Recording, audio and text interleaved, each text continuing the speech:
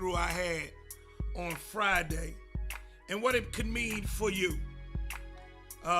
Here at the Joe Clair Live, I try to add value to people's lives. And boy, on Friday, I was scheduled to do a show in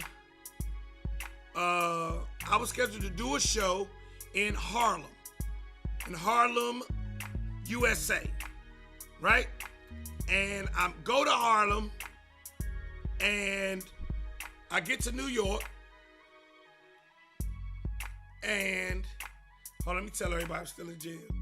So I get to New York on Friday. Me and my brother ride up, and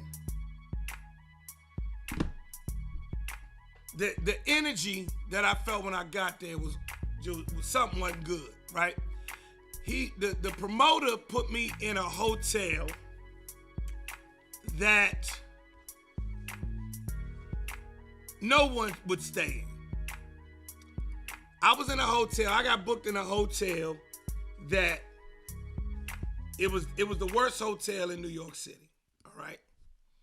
If you find a hotel in New York City that's $90 a night, you already know what the fuck it is, right? This hotel was $90 a night. Y'all hear me? $90 a night. So, when I pulled up, the energy of this hotel, well, it wasn't just that. It was the fact that, one, the promoter thought that I would accept that. Didn't say a lot about him.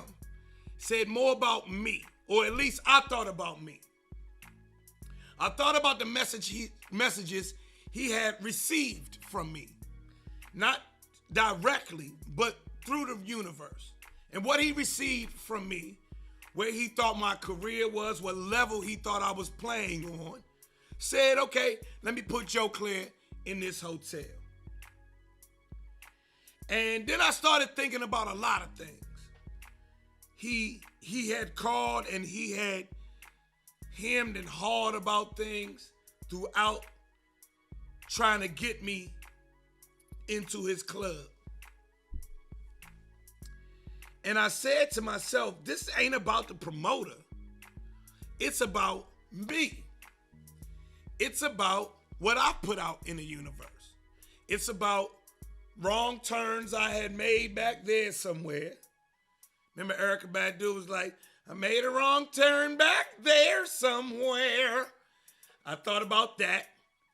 I thought about where I was headed, where I was going, what I wanted out of life, what I wanted out of my career, what I wanted for myself. And while sitting in front of that hotel with my brother, I was like, fuck this.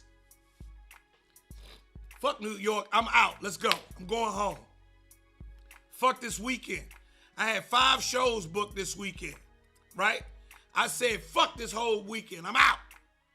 I'm going back to D.C. and I'm about to go home and figure out how to make sure that this never fucking happens to me again. Number one. Number two, figure out all of the things I need to do to take my career in control and take me to a bigger level, to a higher level, to my highest level, right? Because that's what I am working towards. We can say what I deserve, but I know what I'm working towards. And what I'm working towards is to have, as a comedian, when I'm on the road,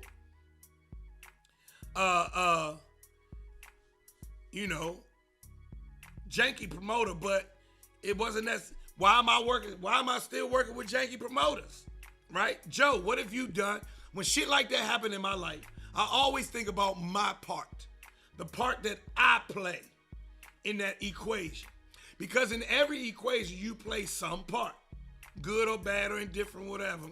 You play some part. So I thought silently about what part I played in that equation. And in that equation, I hadn't done what was necessary to make him know better. You feel what I mean? I hadn't done what was necessary to make him know better. If he would have called Mike Epps, he know Mike Epps wouldn't stay in that hotel. If he'd have called Earthquake, he know Earthquake ain't gonna stay in that hotel. He know a bunch of motherfuckers ain't gonna stay in that hotel, but he was gonna put me in there. So I must have done something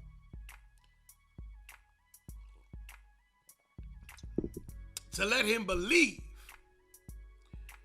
that I would stay in that hotel. So I was on my way out. I was about to leave. I was ready to go.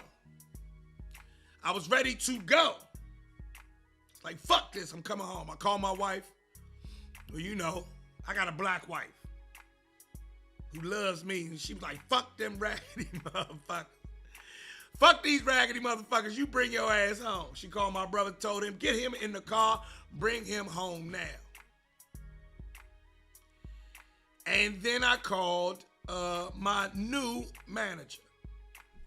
I've just gotten met, and this was not a show that my new manager booked. This was a show that was existing on the books already. And, you know, in taking ownership, in taking accountability, and owning the fact that, you know, I had a part in this, I you know, let me call, before I leave, let me call this guy who wants to act as my manager now.